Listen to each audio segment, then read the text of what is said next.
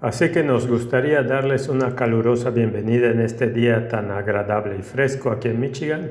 Para aquellos que miran en línea en todo el mundo, les damos la bienvenida a nuestros servicios de adoración de hoy y voy a compartir mi sermón se titula Dinero, Dinero, Dinero, y quiero compartir sobre esto porque el dinero es una cosa muy importante en la vida.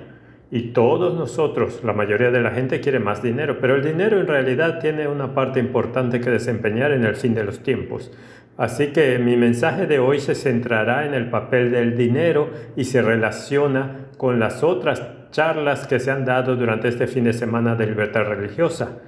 Esta tarde Eva Tompkins, abogada desde Nueva York, compartirá con nosotros qué son los CBDCs, cómo funcionan y cómo nos afectarán a nosotros y a nuestra libertad religiosa en un futuro muy cercano, a medida que entremos en lo que esencialmente será una mazmorra digital. Pero hoy, esta mañana, quiero hablar sobre el dinero y cómo se relaciona con la marca de la bestia y cómo vamos a vivir en estos tiempos difíciles, porque no quiero que salgas de este mensaje con una sensación de miedo. Quiero que salgas con un sentido de determinación renovada, de encender una vela en medio de la oscuridad creciente.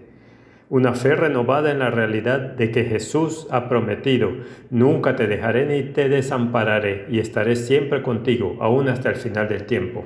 Un reconocimiento de que los dones que Dios le da a su iglesia no terminan en algún momento del año 2000, sino que los dones que Dios le da a su iglesia son para bendecir a su iglesia y bendecir a un mundo moribundo hasta el momento del cierre del tiempo de gracia, justo antes de la venida de Jesucristo. Y si Dios da dones a su iglesia es porque tiene una tarea para todos que debemos realizar.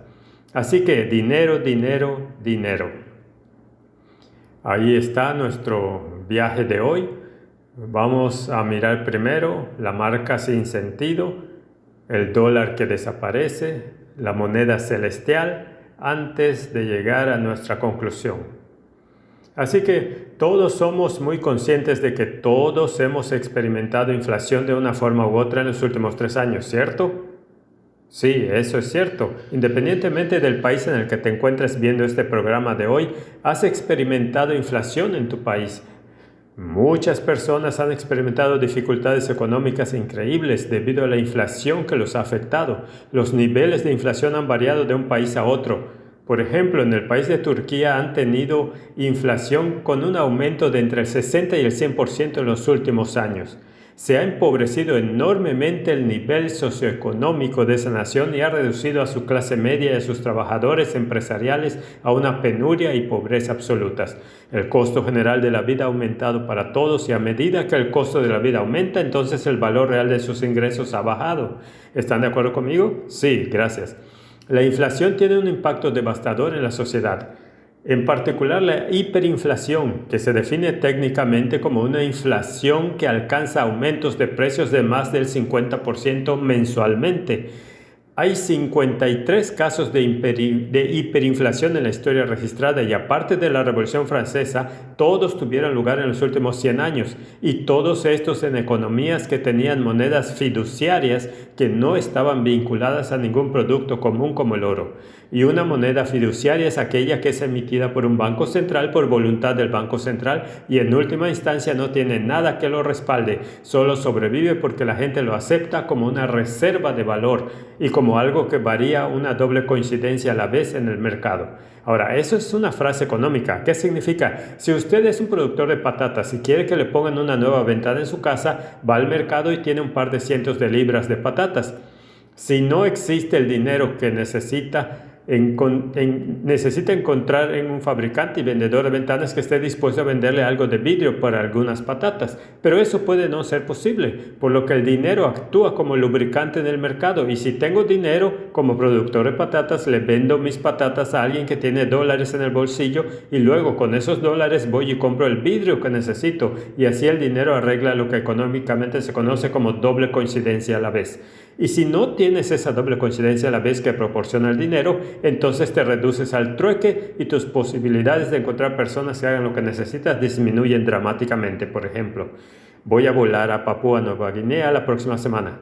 Las posibilidades de que las aerolíneas con las que vuelo me den boletos de avión a Papúa Nueva Guinea y a cambio de unas cuantas libras de patatas son prácticamente cero. Así que el dinero desempeña una función valiosa en la sociedad, pero ¿cómo se produce la inflación? Aquí está la teoría general. Empieza cuando una economía se ve afectada internamente por políticas económicas deficientes e imprudentes o externamente por cosas como una guerra, una disputa comercial o una pandemia. Esto conduce a una reducción de la producción económica, lo que a su vez significa una pérdida de ingresos fiscales para el gobierno. A los gobiernos no les gusta perder ingresos fiscales, quieren gastar cantidades cada vez mayores de dinero, por lo que recurren a la impresión de dinero para compensar la escasez de ingresos fiscales, lo que luego conduce a un exceso de oferta monetaria. Cuando se tiene demasiado dinero para comprar muy pocos bienes, se termina con lo que se conoce como inflación, y a medida que la gente experimenta inflación, empiezan a perder confianza en su moneda.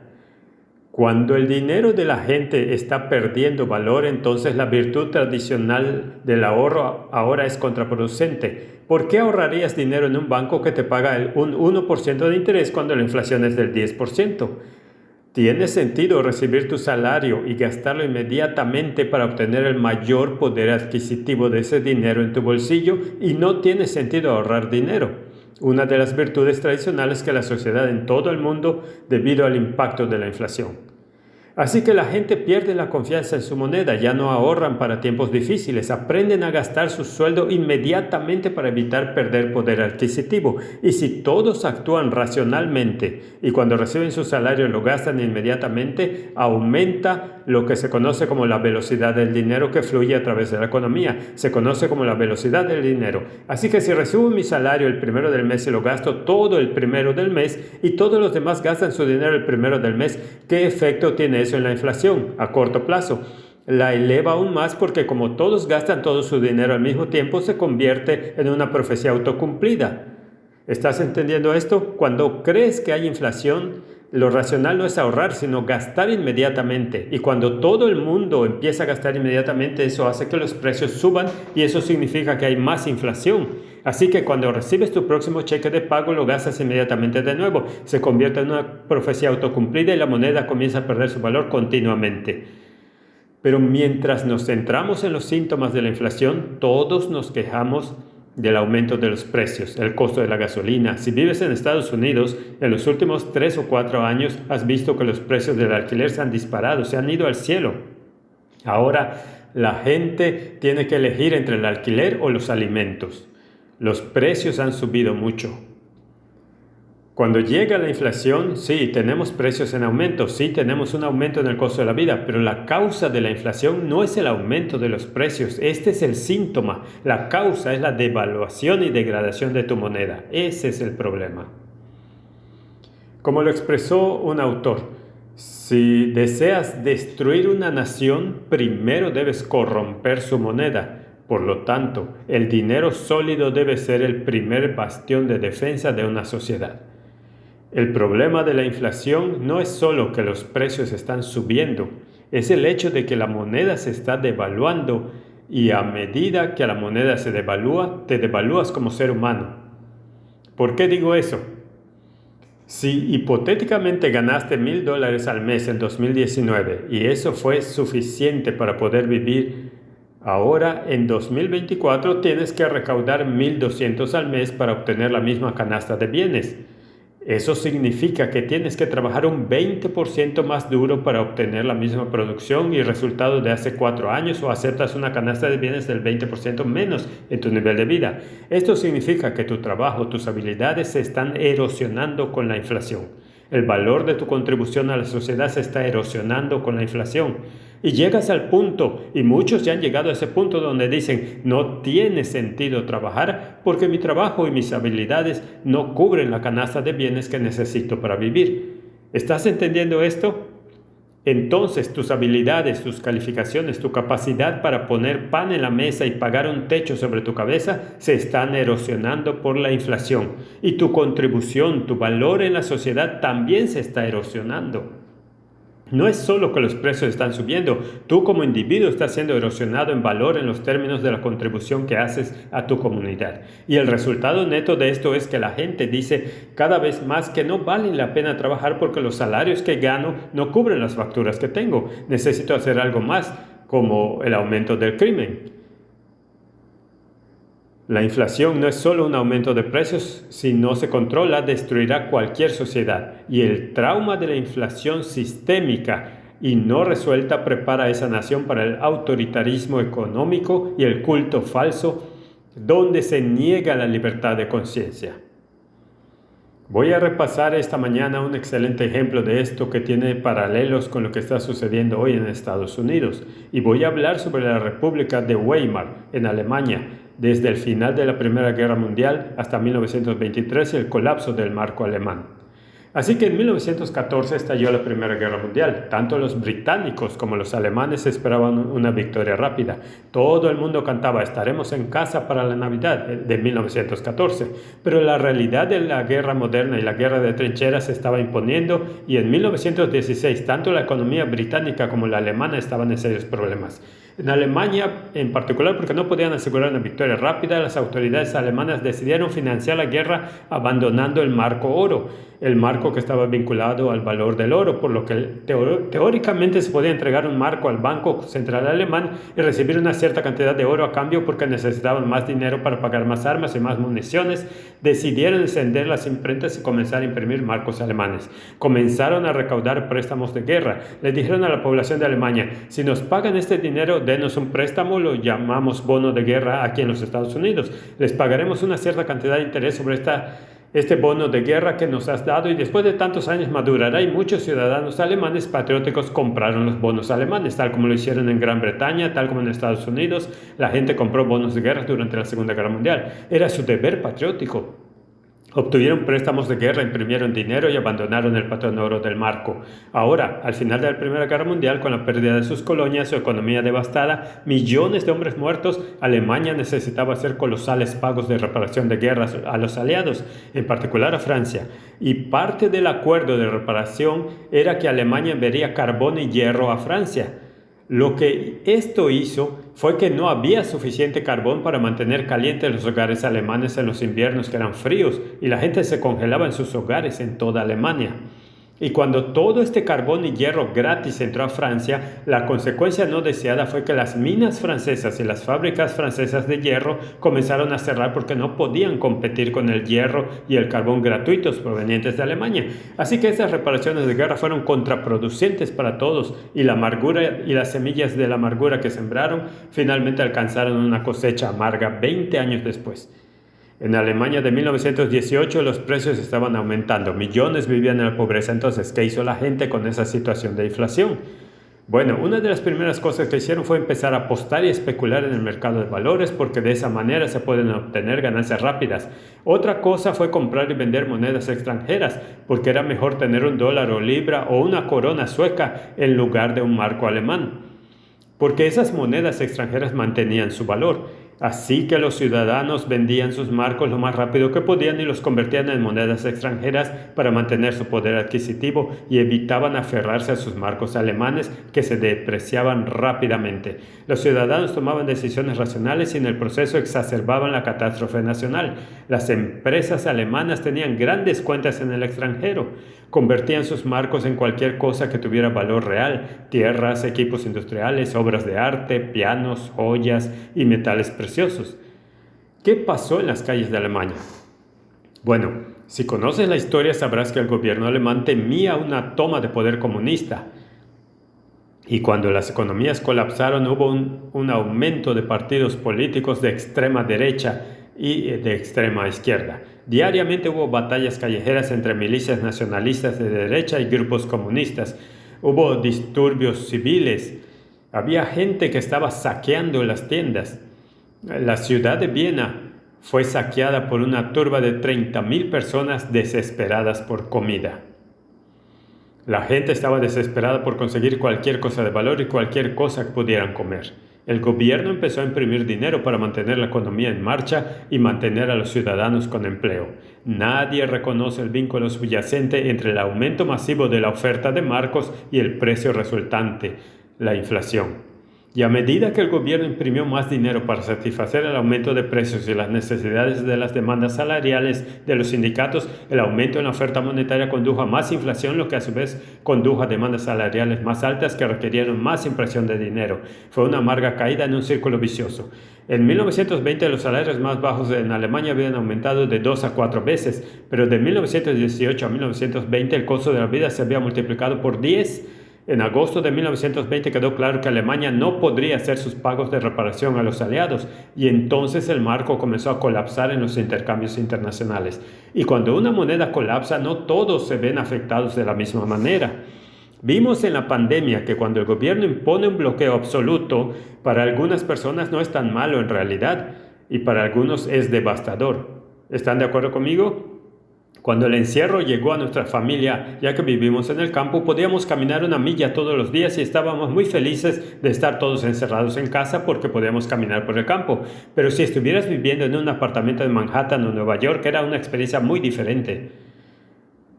Y entonces, cuando el dinero colapsa, a unos sectores de la sociedad les va bien y a otros se empobrecen. Por ejemplo, cuando la moneda colapsó en Alemania entre 1918 y 1923, la gente dejó de gastar en cuestiones legales porque estaban demasiado preocupadas por la supervivencia diaria, así que los abogados cerraron sus negocios. Cuando la moneda colapsó, la gente no podía permitirse cirugías más avanzadas, así que simplemente aceptaron que iban a morir y por eso había mucho desempleo entre las profesiones médicas. Cuando la economía comenzó a colapsar, la corrupción se volvió rampante en el sector público, ya que los funcionarios públicos querían sobornos para hacer lo que les era pagado por el gobierno, pero como sus salarios oficiales eran inútiles, querían dinero de cada persona que conocían para hacer su trabajo. La corrupción se volvió rampante en el sector público. Cuando la economía colapsó, los sindicatos se volvieron extremadamente poderosos y la hermana White nos habla sobre el poder de los sindicatos en el fin de los tiempos. Los sindicatos se volvieron poderosos porque cuando los trabajadores se unían podían negociar aumentos salariales con sus empleadores y lo que acordaron fue que las nóminas pasaron de pagarse mensualmente a quincenalmente. Y en 1923 las nóminas se pagaban semanalmente y en algunos casos a las personas se les pagaba diariamente, porque si su salario era, digamos, 500 marcos al mes y te pagaban el primer día del mes, podías cambiar eso por unos pocos bienes. Pero si te pagaban al final del mes, esos 500 marcos no pagarían nada. Por lo que la gente quiere que le paguen en ciclos de pago cada vez más cortos para asegurarse de obtener algo de valor de sus ingresos antes de que el poder adquisitivo real fuera erosionado por la inflación. Las tiendas estaban abrumadas por compradores desesperados por convertir sus productos en efectivo. Hubo un frenesí de compras en Alemania de 1920 a 1923. Si tenías dinero, ibas y lo gastabas. Y en las ciudades de toda Alemania, las autoridades cerraban las tiendas a las 2 de la tarde porque si no lo hacían, las tiendas se agotarían por completo y no habría nada para el día siguiente. Había un frenesí de compras y porque la gente veía un frenesí de compras y un frenesí de adquisición material y un frenesí de especulación en los mercados financieros, la gente pensaba que la economía estaba en auge. No, estos son los estertores de una economía moribunda. Las autoridades locales cerraron las tiendas para evitar que se agotaran por completo y los precios subieron dramáticamente. Hay estas historias de ir a un café y pedir una taza de café que costaba 5,000 marcos y cuando pagabas la taza de café 30 minutos después, ahora costaba 8,000 marcos. Así de rápido subían los precios minuto a minuto y la gente simplemente no podía seguir el ritmo. Debido al colapso de la economía, el sistema fiscal colapsó. Si te pagaban semanalmente, que eran en su mayoría los segmentos más bajos de la sociedad, tenían que pagar impuestos semanalmente. Por lo tanto, los impuestos que pagaban tenían algún valor. Pero si pagabas tus impuestos anualmente, al final del año financiero en el que estabas pagando impuestos sobre cosas que sucedieron hace 12 meses y el valor económico de esos impuestos ahora no tenía valor. Así que debido a que el sistema tributario colapsó, los ricos lograron más riqueza porque el valor real de sus impuestos era evaporado por la inflación y los pobres pagaban la carga de los impuestos. Sin embargo, en 1922 solo el 4% del dinero del gobierno procedía de los impuestos y el 96% del presupuesto alemán procedía de la impresión de dinero. El 96%. Ahora en Estados Unidos estamos teniendo un déficit presupuestario de $2 trillones año tras año. Sí, casi estamos imprimiendo la mitad de nuestro presupuesto federal anual. No estamos muy lejos de donde estaban los alemanes en su etapa de colapso económico. ¿Cómo satisfizo el gobierno esta demanda de dinero? Instaló docenas de imprentas en Berlín. Miles de impresores trabajaban 24 horas al día, 7 días a la semana para imprimir montones y montones y montones de marcos. Se enviaban trenes desde Berlín noche y día enviando camiones llenos de dinero a personas que estaban desesperadas por gastarlo tan pronto como pudieran conseguirlo antes de que perdiera su valor. Hay historias de personas que llevaban su dinero en una carretilla al mercado. Cuando le daban la espalda, alguien roba la carretilla, pero deja el dinero, porque el dinero no vale nada, pero la carretilla tiene valor real. Hubo un aumento del odio a los extranjeros y a las minorías étnicas. El antisemitismo empezó a aumentar. Hubo saqueos, protestas masivas y violencia en las calles de Alemania. Como ya he mencionado antes, Viena fue destruida un fin de semana por una turba de 30.000 personas desesperadas por comida. La violencia política y los asesinatos aumentaron y el odio hacia otras naciones y la xenofobia aumentaron en respuesta a esto. Los agricultores decidieron que ya no venderían sus alimentos en las ciudades. Como escuchamos esta mañana en el sermón del pastor Heinz, cultivar tus propios alimentos es importante en tiempos de crisis. Y una y otra vez a lo largo de la historia, la comida es utilizada como arma por gobiernos autoritarios. El gobierno da raciones a quienes lo apoyan y retiene raciones a quienes no apoyan al gobierno. La desnutrición y el hambre crónica se generalizaron. La gente vendió sus objetos de valor, sus joyas, sus pianos, sus obras de arte, sus herramientas, su ropa. Vendieron sus propios cuerpos por una bolsa de patatas. La vida se convirtió en una lucha diaria por la comida, y todos los bienes familiares, la moral privada y las normas cívicas fueron sacrificadas en la lucha por una comida diaria. Había un diplomático británico en Berlín llamado Dr. Joseph Addison que escribió a su casa en Londres. Esto es lo que él dijo. La creación diaria de papel, moneda nuevo que el gobierno necesita para cumplir con sus obligaciones tanto en el país como en el extranjero disminuye inevitablemente el valor adquisitivo del marco y conduce a nuevas demandas que a su vez provocan una mayor decadencia y así sucesivamente hasta el infinito. Así que este diplomático británico entendió que cuanto más se imprime el dinero, más se devalúa el dinero. Y cuanto más se devalúa el dinero, más hay que imprimir dinero hasta que finalmente la sociedad colapsa a tu alrededor. Nadie sabía ni parecía importarle esto, aunque a muchas personas en las calles les parecía que el valor del dólar estaba aumentando y que el precio de los alimentos estaba aumentando, pero la gente no parecía darse cuenta de que el problema subyacente era el colapso del valor intrínseco del marco. Y solo te daré una indicación de cómo el marco disminuyó en enero de 1914, antes del estallido de la Primera Guerra Mundial. Había 20 marcos por libra. Al final de la Primera Guerra Mundial, agosto de 1920, había 310 marcos por libra. El 21 de noviembre había 1.040 marcos por libra y luego la hiperinflación se disparó. El 22 de abril de 2.200 marcos por libra. El 22 de agosto, 9.000 marcos por libra. En la Navidad de 1922, 35.000 marcos por libra. En este momento, el gobierno alemán dejó de imprimir dinero en ambos lados porque eso era demasiado tiempo y esfuerzo. Simplemente comenzaron a imprimir dinero de un lado del papel. 23 de enero, 227.000 marcos por libra. 7 de julio de 1923, 800.000 marcos por libra. 23 de julio de 1923, 1.6 millones de marcos por libra. 31 de julio, 23.5 millones de marcos por libra. Y noviembre de 1923 había 18 con 12 ceros detrás marcos por libra. Este es uno de esos marcos. Esto vale 50 millones de marcos. Esto fue impreso en noviembre de 1923, en el apogeo de la crisis. Este era un billete de 50 millones de marcos.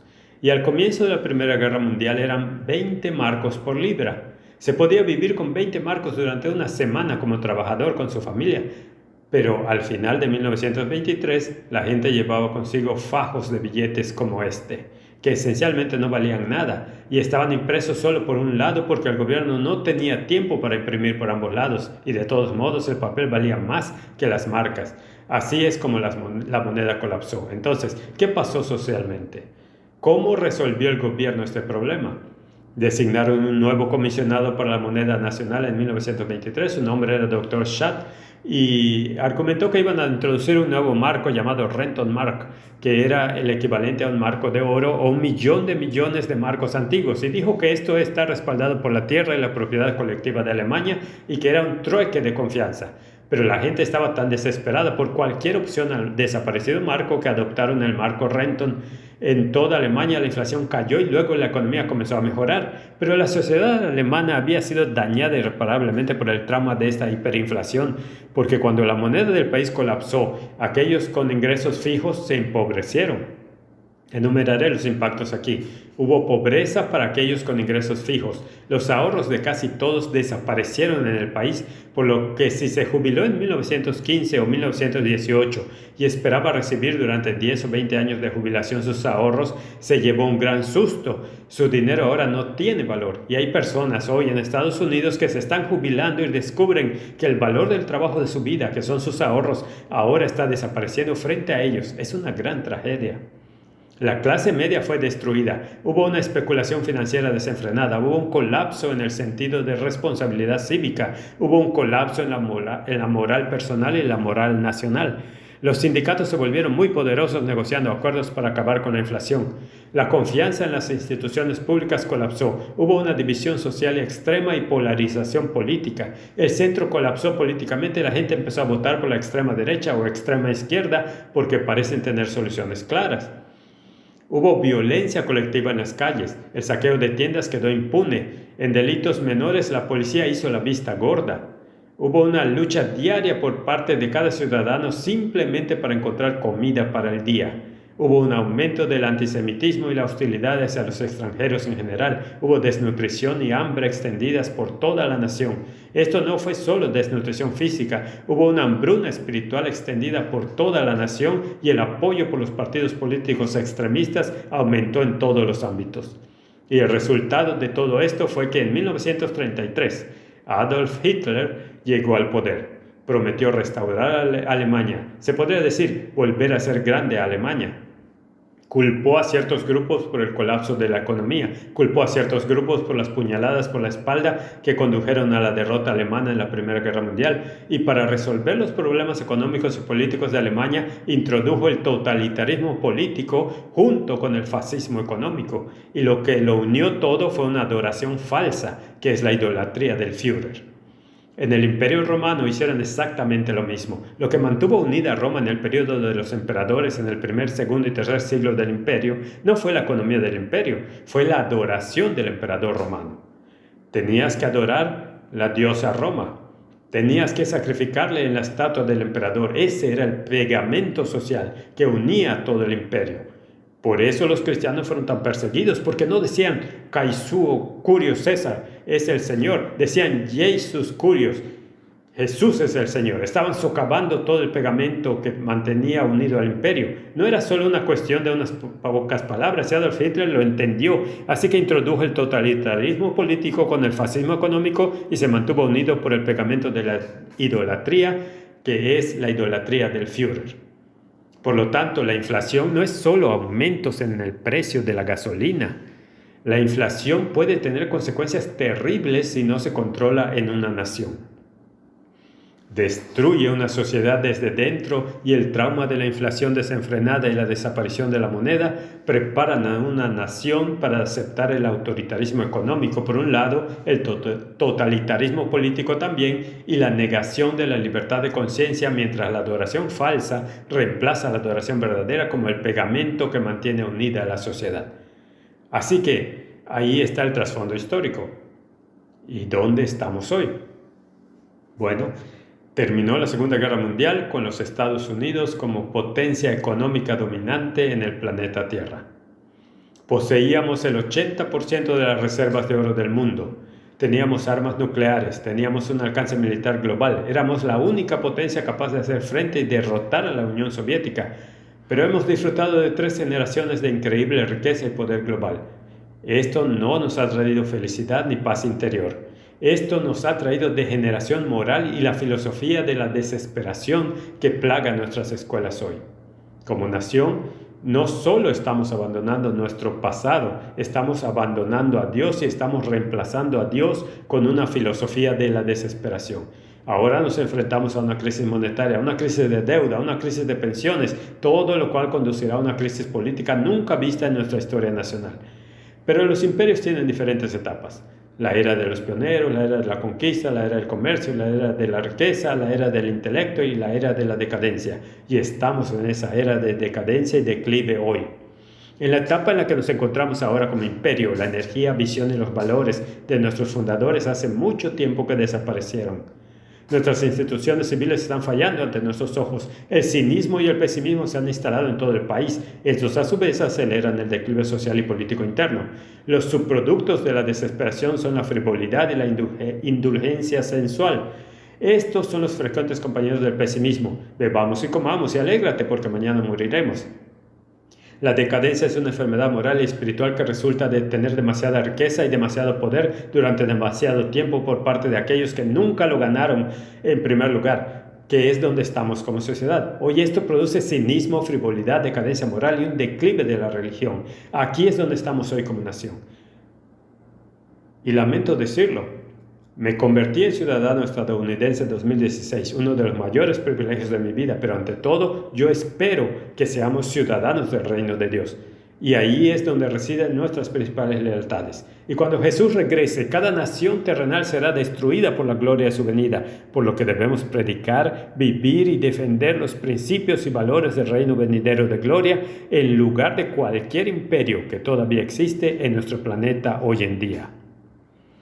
El papel de los Estados Unidos en los últimos tiempos se describe en Apocalipsis 13, 11 al 18. ¿Estás familiarizado con este pasaje? Fuimos fundados sobre los principios gemelos de republicanismo y protestantismo, pero nosotros sabemos, como escuchamos esta mañana, que los principios fundacionales de nuestra república serán repudiados, incluida la Declaración de Derechos y la libertad de culto. El Estado profundo reemplazará la democracia funcional. La narrativa globalista de las mentiras reemplazará la verdad en la plaza pública. Vivimos eso durante los últimos 3 años. La coerción reemplazará la libertad de conciencia. El totalitarismo reemplazará la tolerancia. La criatura será adorada en lugar del creador. Vemos esto en el mes del orgullo gay. Y a medida que Dios es cada vez más rechazado por nuestras élites políticas, sociales y económicas, Estados Unidos inevitablemente terminará hablando como el dragón que es Satanás. Y las fuerzas satánicas dominarán nuestro sistema político y nos convertiremos en un sistema autoritario, en el estado totalitario y profundo que pisotea la libertad de conciencia.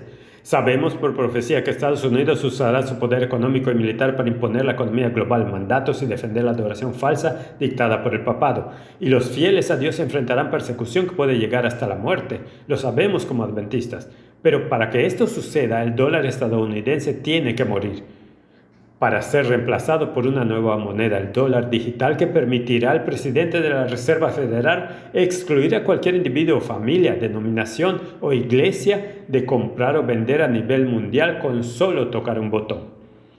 Eso es lo que está sucediendo con los CBDCs que se están implementando. Y mientras hablamos, y como aprenderemos esta tarde, la infraestructura bancaria legal y técnica para esos CBDCs globales se está implementando mientras estamos sentados aquí hoy. ¿Y el dólar está muriendo? Absolutamente, el dólar está muriendo. Este es un gráfico de la Reserva Federal, el dólar estadounidense. El poder adquisitivo medido en oro se puede ver allí. En 1971 salimos del patrón oro, que había sido parte del acuerdo Bretton Woods desde 1948 en adelante, al final de la Segunda Guerra Mundial, pero en 1971 Estados Unidos ya no podía darse el lujo de vincular el dólar al oro. Necesitábamos demasiados dólares y no tenemos suficiente oro para respaldarlo, así que abandonamos el patrón oro y el poder adquisitivo del dólar versus el oro colapsó. Este es otro gráfico de la Reserva Federal. Departamento de San Luis, poder adquisitivo de $1 estadounidense frente al oro. Y verás que el aumento del precio del oro en el gráfico corresponde con la disminución del poder adquisitivo del dólar estadounidense, y esto proviene de 1971.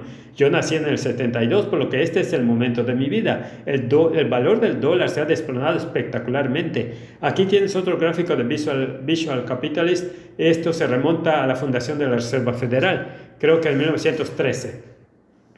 Allí es donde estaba originalmente el dólar, y desde entonces sube allí en la Segunda Guerra Mundial y luego en los Bretton Woods, y luego salimos del patrón oro y ha habido una disminución constante desde entonces. Otra forma de ver esto es aquí. Esto es nuevamente el poder adquisitivo de los Estados Unidos y la moneda en circulación. La línea roja de ahí está la cantidad de dólares en circulación, y como ves, la cantidad de dinero. La oferta monetaria aumenta y aumenta y aumenta, y a medida que la oferta monetaria aumenta, el valor del dólar baja y baja y baja. Así que si eres un jubilado y el gobierno imprime 2 trillones de dólares esta mañana de la nada, lo que significa que el valor de tus ahorros está cayendo drásticamente. El valor real para todos los que tienen ingresos fijos, cada vez que el gobierno imprime 2 trillones de dólares de la nada, eso devalúa los dólares que has ahorrado a lo largo de tu vida para tu jubilación. Aquí hay un gráfico reciente de la Reserva Federal. Todos estos están en el sitio web de la Reserva Federal. Esta es la oferta monetaria en Estados Unidos desde 1960 hasta el año 2021. Y puedes ver que ha habido un dramático aumento de la oferta monetaria, particularmente a partir del año 2010 en adelante, y durante la pandemia hubo un aumento masivo en la oferta monetaria. No sorprende que tengamos inflación cuando estamos imprimiendo billones de dólares de la nada.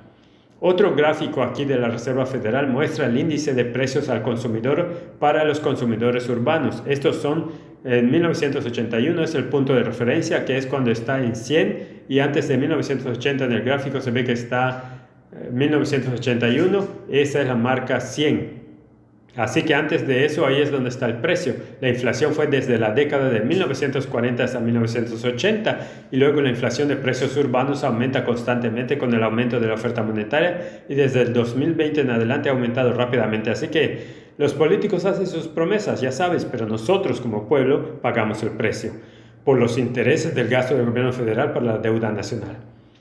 Quiero que mires esto de cerca otra vez.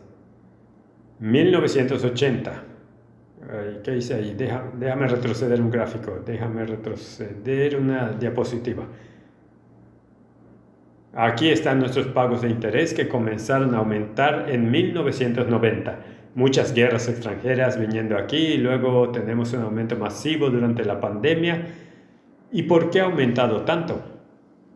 Porque imprimimos tanto dinero. El gobierno aumentó las tasas de interés para reducir la cantidad de dinero en la economía, y a medida que el gobierno aumenta las tasas de interés, terminan pagando mucho más dinero en pagos de intereses.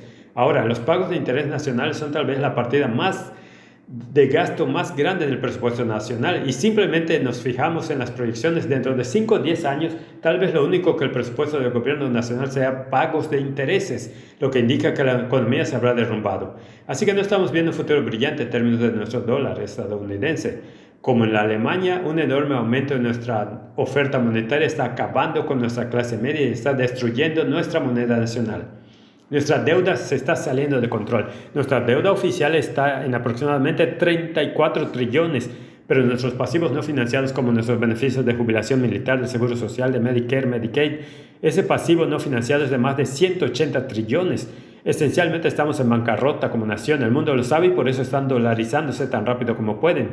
China ahora paga el petróleo en formato digital, ya no en dólares. Somos insolventes, y el resto del mundo sabe que los bonos del Tesoro de los Estados Unidos se están tirando por todo el mundo, y nuestra moneda está muriendo. Todas las monedas fiduciarias en todo el mundo están muriendo.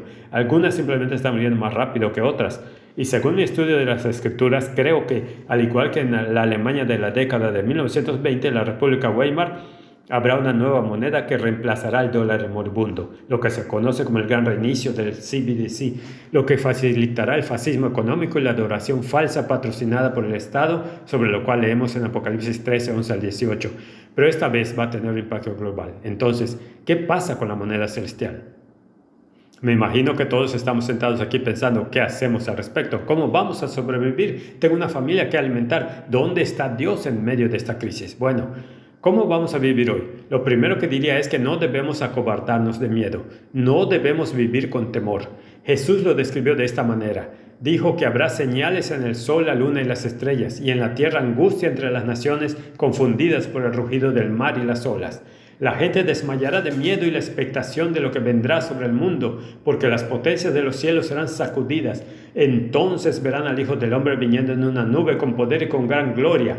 Ahora, cuando estas cosas empiezan a suceder, que es cuando el corazón de los hombres está fallando por miedo y el mundo natural parece estar volviéndose loco a nuestro alrededor, ¿cuál es nuestra respuesta como seguidores de Jesús? Debemos levantar nuestra cabeza porque nuestra redención se acerca. ¿Alguien puede decir amén? No debemos vivir con miedo porque conocemos el final de la historia, que hay cielos nuevos y una nueva tierra y un cuerpo incorruptible e inmortal para cada uno de nosotros, y caminaremos por esas calles de oro en el cielo arriba antes de crear nuevos hogares aquí abajo en el nuevo cielo y la nueva tierra.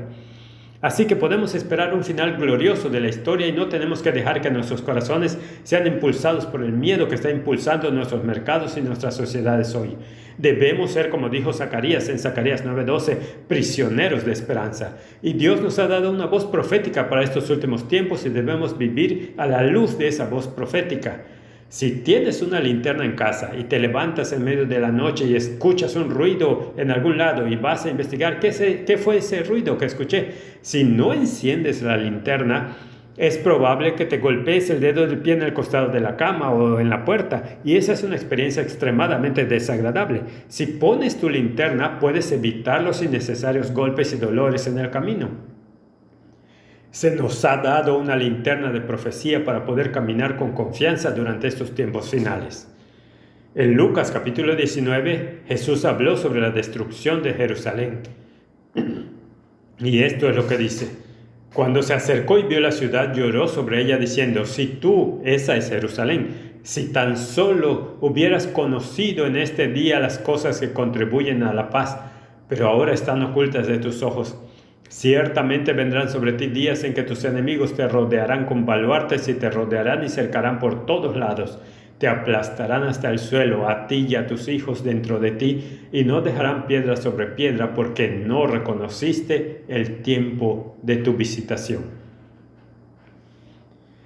En este pasaje, aquí y en el pasaje paralelo de Mateo capítulos 24 y 25, Jesús vinculó la destrucción de Jerusalén con los eventos que conducirán a la segunda venida de Jesucristo. Los dos están vinculados, no son eventos aleatorios, hay una relación intrínseca entre los dos. Leemos sobre esto en el libro El conflicto de los siglos, página 25, donde dice lo siguiente. Cristo presentó ante ellos, es decir, los discípulos, un resumen de los eventos prominentes que sucederán antes del final de los tiempos. Sus palabras no se entendieron completamente, pero su significado sería revelado a medida que su pueblo necesitaría la instrucción en ellas contenida. La profecía que pronunció tenía dos significados. Mientras que presagiaba la destrucción de Jerusalén, también prefiguraba los terrores del último gran día. Y entonces lo que Jesús dijo sobre la destrucción de Jerusalén es un anticipo de lo que sucederá antes de su segundo regreso.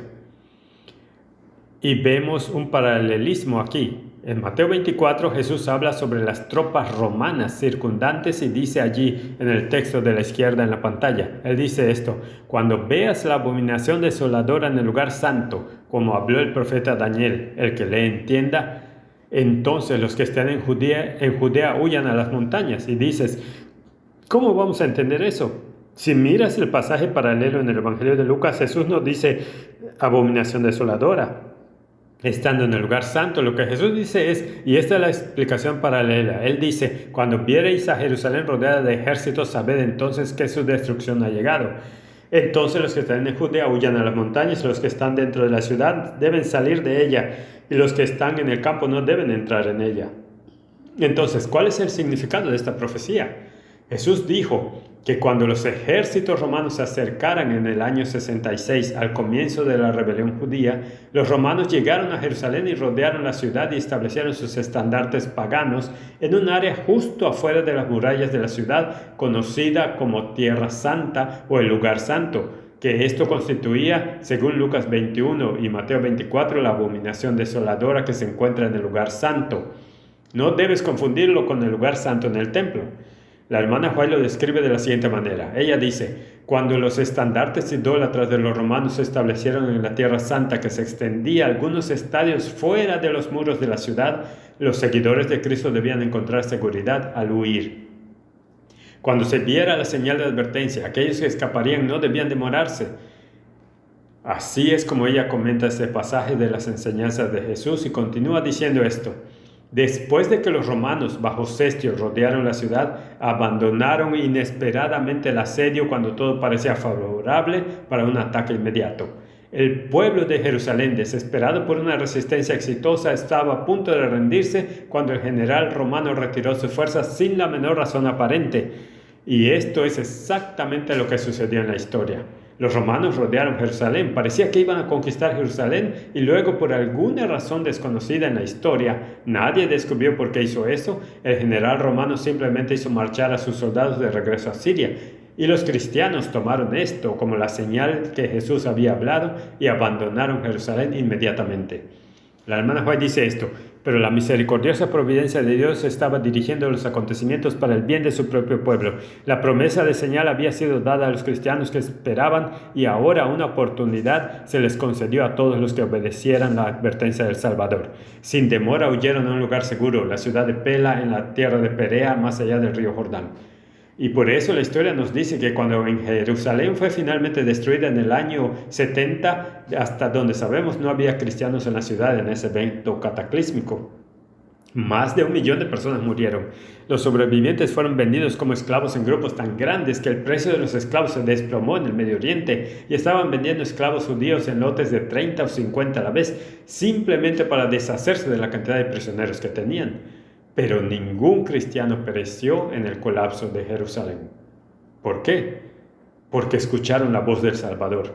Y cuando vieron la señal que les había dado Jesús, tomaron nota y siguieron la advertencia de su Salvador y dejaron las comodidades de Jesús de Jerusalén para cruzar el río Jordán. Y allí estuvieron a salvo de los acontecimientos del año 70. La hermana White comenta más adelante en este pasaje. Ella dice: no es tiempo de que el pueblo de Dios esté poniendo sus tesoros en el mundo. No está muy lejano el tiempo en que, como los primeros discípulos, nos veremos obligados a buscar refugio en lugares desolados y solitarios. Como el asedio de Jerusalén por los ejércitos romanos fue la señal de huida de los cristianos de Judea, así la asunción del poder por parte de nuestra nación, con el decreto que hace cumplir el sábado papal, será una advertencia para nosotros. Entonces será el momento de abandonar las grandes ciudades y preparación para dejar las más pequeñas por hogares retirados en lugares apartados entre las montañas. Así que la hermana White compara la llegada de los ejércitos romanos con la llegada de una ley dominical a los Estados Unidos como señales para abandonar las grandes ciudades hacia ciudades y pueblos más pequeños, y te quedas allí hasta que entre la ley dominical nacional. Ella dice: en lugar de gastar nuestros medios en autogratificación, debemos estudiar para economizar. Nuestras misiones deben ser sostenidas, nuevas misiones deben ser abiertas. Es decir, no vamos a retirarnos a la montaña para escondernos. Dios nos ha dado una tarea que debemos hacer. Podemos salir de las grandes ciudades, pero establecer centros de avanzada para que podamos ser una luz para los gentiles y una luz para el mundo moribundo. Así es como Dios quiere que vivamos. Solo porque dejamos las grandes ciudades no significa que abandonemos a la gente de esas ciudades. Todavía tenemos una comisión celestial para compartir el evangelio con la gente en las ciudades. Ella dice: son necesarias casas de adoración donde la gente puede ser invitada a escuchar las verdades para este tiempo. Para este mismo propósito, Dios ha confiado un capital a sus mayordomos. Dios te ha dado hoy, si estás viendo este programa o estás aquí en la iglesia, Dios te ha dado capital para un propósito celestial. No permitas que tu propiedad quede atada a empresas mundanas de tal forma que este trabajo se vea obstaculizado. Lleva tus medios a donde puedas manejarlos en beneficio de la causa de Dios. Envía tus tesoros delante de ti al cielo ahora. Yo diría hoy como predicador que cuando la ley dominical nacional entre en esta nación y se aplicará globalmente, esa no será la primera señal de dejar las ciudades, esa es la última. No es la primera señal, esta es la última señal. Pero hay un paralelo entre lo que pasó con la caída de Jerusalén y lo que va a pasar en el fin de los tiempos. Veamos esto en la historia. Leemos de la siguiente manera. ¿Por qué se hace este paralelo entre los ejércitos romanos y el sábado papal, el domingo? porque la santidad del domingo es la autoproclamada marca de la autoridad del papado. El papado dice en Registro Católico de 1923, el domingo es nuestra marca de autoridad. La Iglesia, esa es la Iglesia Católica Romana y en particular el Papa, está por encima de la Biblia y esta transferencia de la observancia del sábado es prueba de ese hecho. Entonces la pregunta es, ¿cuándo Jerusalén cayó? Hubo la llegada inicial de los ejércitos romanos en el año 66 y parecía que iban a conquistar Jerusalén, pero luego se retiraron. Y los cristianos tomaron eso como una señal de Jesús para abandonar la ciudad y huir a través del Jordán. Así que cuando llegó la crisis final y la caída de Jerusalén, ningún cristiano pereció en ese evento cataclísmico final. ¿Ha sucedido eso en nuestra nación? Bueno, creo que así fue. En 1888 muchos de nosotros estamos familiarizados con el hecho de que el Congreso se celebró sus primeras audiencias sobre la primera ley dominical nacional introducida por el senador Blair de New Hampshire. A.T. Jones fue elegido por la sesión de la Asamblea General de Minneapolis para encabezar una delegación de 3 personas para comparecer ante el Comité del Senado sobre Educación y Trabajo en el Congreso. Y cito, la votación del Congreso General en interés de la libertad religiosa para utilizar todos los esfuerzos razonables para asegurar la derrota del proyecto de la ley Blair. Y el proyecto de la ley falló, alabado sea el Señor, y pensamos, bueno, ese fue el final de la ley dominical. No, no fue así. Salió otra ley dominical casi de inmediato que se convirtió en ley, pero hoy no hablamos de eso, de que esa ley dominical fue en 1893. Hubo un proyecto de ley para la financiación federal de la exposición colombiana en Chicago, que requería que para recibir fondos federales la feria tenía que cerrar todos los domingos y honrar el domingo como sagrado. Esto estaba escrito en el proyecto de la ley que presentaron algunos senadores. Hubo muchos días de debate, pero finalmente ganaron los defensores del cierre del domingo y el presidente Harrison promulgó la primera ley dominical en Estados Unidos el 5 de agosto de 1892 para financiar la exposición colombiana de 1893 en Chicago. Como escribe John en Daylight Sunday, el Congreso había capitulado ante la presión religiosa en 1892 y había otorgado su autoridad al establecimiento religioso. Así que tenemos en los libros una ley federal que exige la santidad del domingo, que puede no aplicarse a nosotros hoy, pero hemos recibido un aviso anticipado de que esto es lo que el Congreso está dispuesto a hacer. Ya fue votado en 1893. Elena de White reconoció la importancia no del proyecto de la ley Blair, sino del proyecto de la ley de 1893 para financiar la exposición colombiana, y esto es lo que dice al respecto. Dijo que el mundo protestante tiene que establecer un ídolo del sábado en el lugar donde debería estar el sábado de Dios y ellos están pisando. Ella no está diciendo que pisarán, ella dice que están pisando los pasos del papado. Por esta razón veo la necesidad de que el pueblo de Dios salga de las ciudades a lugares retirados. Y por eso la hermana White sostiene en sus escritos que así como la aparición del general romano en el año 66 fue asignada a los cristianos para salir antes de que los romanos regresaran por última vez, así también el paso del proyecto de ley del domingo de 1893 en Estados Unidos es una advertencia para nosotros de que esto es lo que va a suceder y que debemos tomar esto en serio. Necesito tomar esto en serio.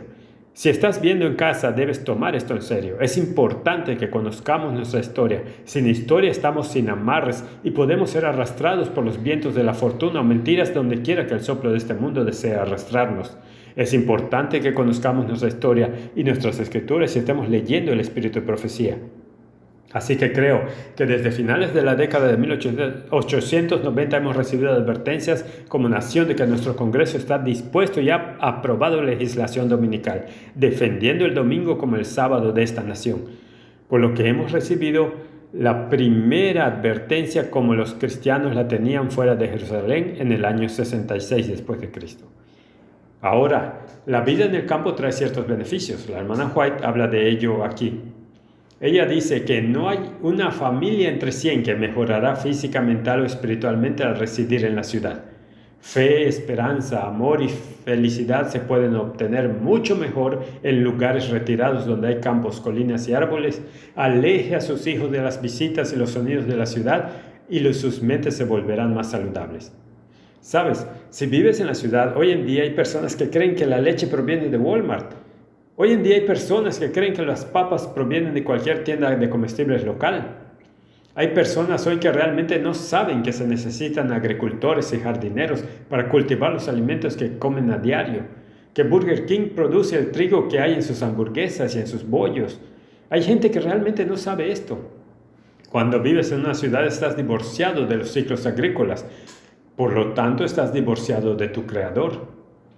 Cuando estás en contacto con los ciclos agrícolas y entiendes la necesidad de la lluvia temprana y la lluvia tardía, y entiendes la necesidad del sol, lluvia y brisa suave, entonces te vuelves mucho más dependiente de tu Padre Celestial para asegurarte de tener comida para el próximo año. Pero cuando vives en un medio ambiente urbano y todo lo que obtienes proviene de Walmart, sea cual sea el supermercado en el que compres, se está produciendo un divorcio entre ti y tu Padre Celestial. No ves su importancia en tu vida diaria, porque siempre hay cosas en los estantes de Walmart. El segundo beneficio que encontramos es que la vida en el campo evita la violencia de inspiración satánica.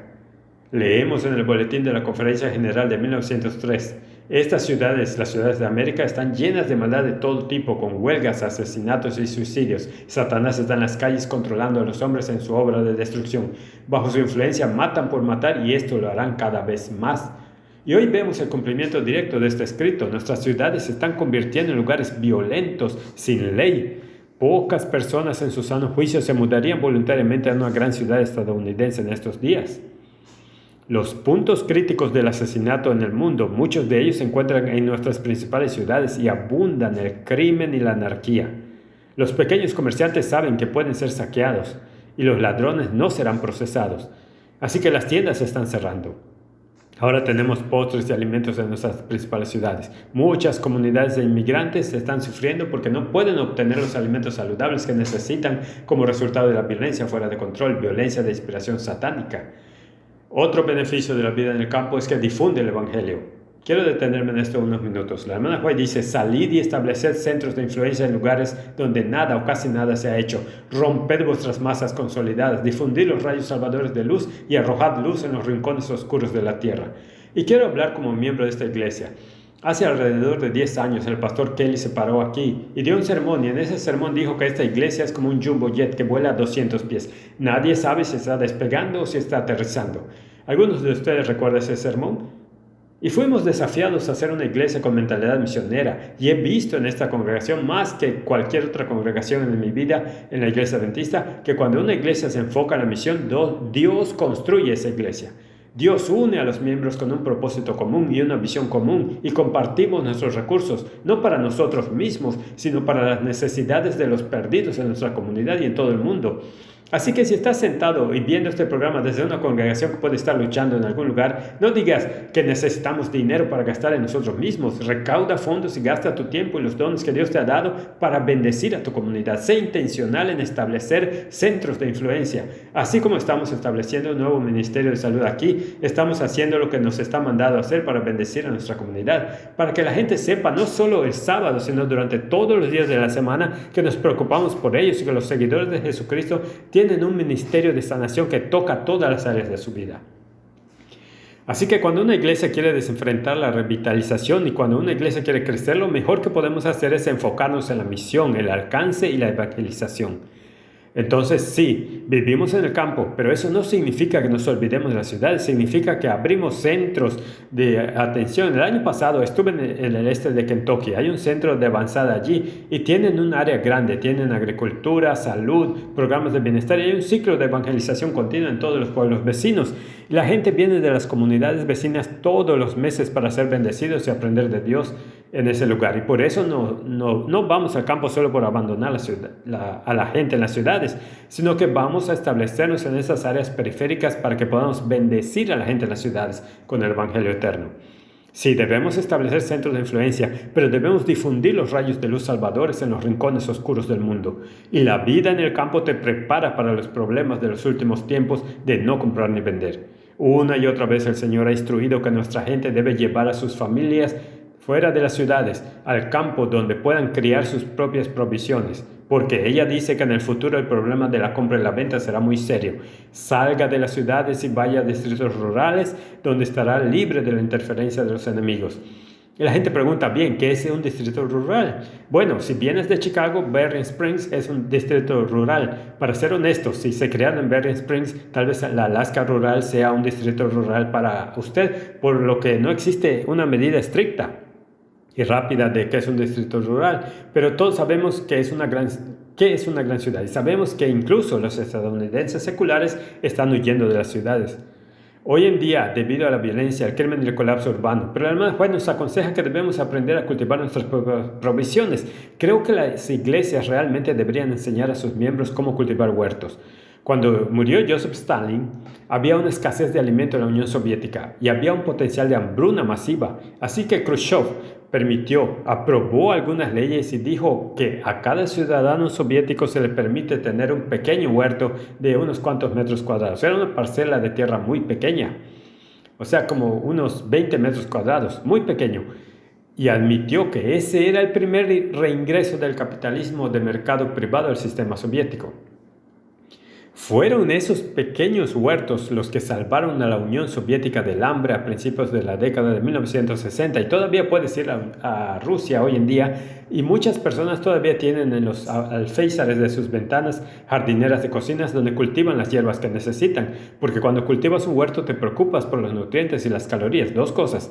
Y es posible que no puedas aumentar tus calorías para el año, pero ciertamente puedes cultivar tus nutrientes para el año en unas pocas jardineras. Y Khrushchev lo reconoció y salvó a la Unión Soviética del hambre al permitir que la gente cultivara solo unas pocas hierbas y vegetales para sí mismos.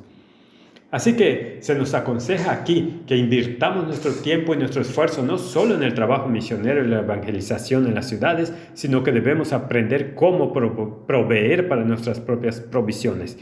Este es el consejo que se nos ha dado. Ahora, puedes estar diciéndote a ti mismo, no creo que esto suceda jamás.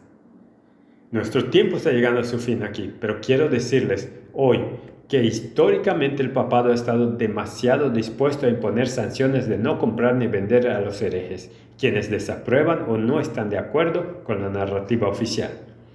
En 1163, en el Concilio de Tours, el Papa Alejandro III, él era el jefe entonces, emitieron esta declaración contra los albigenses. También había algunos herejes en el sur de Francia y esto es lo que votó el concilio. Dijo, pero tampoco permita que se realice ningún comercio con ellos, es decir, con estos herejes en la venta y compra, para que habiendo perdido el consuelo de la humanidad, se vean obligados a regresar del error de sus caminos.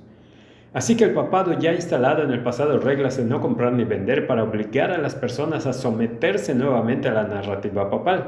Sucedió en 1179 en el tercer concilio de Letrán, donde condenaron a ciertos herejes, y esto es lo que dijeron esos anatemas. Condenando a cierto grupo, dijeron de sus defensores y presagios a un anatema. Esto es que están bajo el rechazo papal y no puedes ir a la iglesia, no puedes ser bautizado, no puedes ser enterrado y por lo tanto estás condenado al fuego del infierno eterno. Esto es algo serio que los papas están haciendo bajo su cosmovisión teológica. Y prohibir bajo anatema que cualquiera que se atreva a tenerlos en sus casas o en sus tierras, sostenerlos o realizar cualquier negocio con ellos, por lo que el papado ya tiene constancia en al menos 2 ocasiones sanciones emitidas de no comprar, no vender contra aquellos que no están de acuerdo con la narrativa papal. Así que no piensen que no volverá a suceder. Y la historia del siglo XX, cuando la principal causa de muerte no fueron las armas, sino los gobiernos. Es verdad, los gobiernos mataron a decenas de millones de personas en el siglo XX. La única gran causa de muerte fueron los gobiernos, y cada gobierno totalitario restringe el suministro de alimentos a sus partidarios, y si no estás de acuerdo con la narrativa dominante, quedarás aislado de las necesidades básicas de la vida. Es por eso que no comprar ni vender es tan poderoso. Es una realidad histórica, y solo nos estamos engañando a nosotros mismos si pensamos que no vendrá en la crisis final, contra aquellos que son fieles a Dios y sostienen la ley de Dios y su santidad continua. Entonces, ¿qué diremos para concluir hoy? La inflación. Regresamos a donde comenzamos nuestro viaje. Si no se controla, destruirá cualquier nación. En la Alemania anterior a la Segunda Guerra Mundial, el colapso del marco y la transición a una nueva moneda prepararon el camino para el totalitarismo político y el fascismo económico y la adoración falsa. Lo ves en la pantalla, allí a la izquierda. El colapso del marco condujo a una nueva moneda, totalitarismo político, fascismo económico y coerción de conciencia y adoración falsa, la idolatría del Führer. Y en los Estados Unidos, antes de la segunda venida, el colapso de nuestra moneda fiduciaria que está sucediendo ante nuestros ojos conducirá, lo sabemos por Apocalipsis y lo vemos frente a nuestros ojos.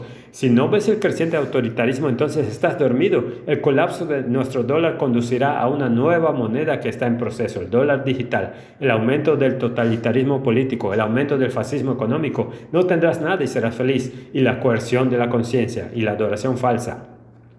Y esto no será la idolatría del Führer, ahora será la idolatría de la marca de la bestia. Esta vez la adoración falsa no involucrará al Führer, sino involucrará al Papa. No involucrará al marco, sino involucrará la marca de la bestia, que es la santidad del domingo. Una vez más, como en la Alemania de los años 1930, la libertad de conciencia se verá amenazada.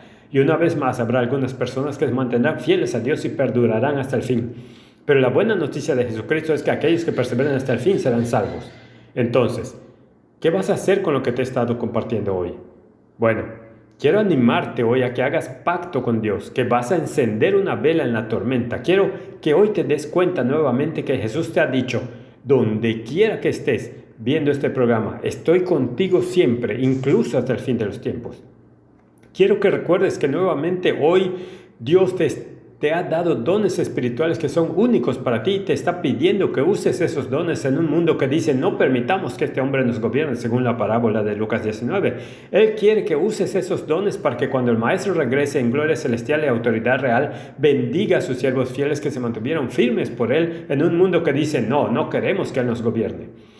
Dios nos ha dado una tarea que hacer y esa tarea es compartir el Evangelio hasta los confines de la tierra, donde quiera que viva la gente. Así que hay muchas maneras en las que puedes involucrarte. Si estamos pensando en agricultura, en la Academia Great Lake, en el centro de Michigan, dirigida por la Conferencia de Michigan, todos los años en la temporada de reuniones de campamento ofrecen clases de introducción a la horticultura y si quieres aprender sobre eso, escribe a Heidi Sandvik. Allí está su correo electrónico. Es un ministerio en crecimiento. Lo escuchamos la semana pasada. Si no sabes cómo cultivar un huerto, hay personas que pueden enseñarte y mostrarte. Y si tienes YouTube, no hay casi nada que no puedas aprender sobre horticultura. Aquí, en nuestra propia iglesia, aquí tenemos al hermano Cristi Chico con su granja a solo un par de millas de la carretera. Ahora está dando clases sobre cómo identificar zonas rurales, propiedades a tu medida y las habilidades que necesitas para cultivar y los ciclos y cultivos de cobertura para asegurarte de cuidar la tierra en climas inhóspitos como Michigan y cómo extender su temporada. Y puedes escribirle allí si quieres estar en esas clases y están sus plataformas de redes sociales que puedes echar un vistazo. Y este sermón está en el sitio web de The Village Church.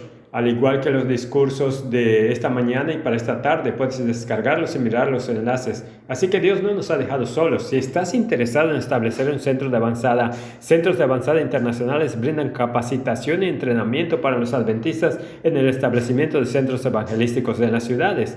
Tienen un excelente programa y si estás pensando que tal vez Dios te está llamando a hacer esto o tal vez Dios quiere que participe en el trabajo misionero en algún lugar, tienen un excelente programa en Outpost Centers International. Te animo a que los consultes. Son un miembro destacado de la ASI y si quieres servir como misionero en algún lugar y sientes que Dios te llama como que he logrado todo lo que quiero a través de mi primera carrera y ahora mi casa está pagada, no tengo más deudas, mis hijos se han ido de casa, tengo madurez espiritual, dones y habilidades. Quiero ir a donde nunca antes se ha proclamado a Cristo, entonces consulte AFM en línea o escríbame personalmente, lo ayudaré a lanzarse a servir entre los no alcanzados que hoy representan más del 40% del planeta. Y Jesús no volverá mientras queden grupos étnicos no alcanzados, así que hay algo que todos podemos hacer. Quiero alentarlos hoy a que no se hundan en la desesperación, sino que se mantengan erguidos y levanten la cabeza porque nuestra redención se acerca. Sabemos que va a suceder. Será un camino lleno de baches por delante, pero sabemos que el final de la historia, y eso es la gloria celestial, y caminar por las calles de oro. Así que entra en la lucha, sea activo por Dios, pide de rodillas esta noche, Padre Celestial, ¿cómo quieres que te sirva con los dones que tengo?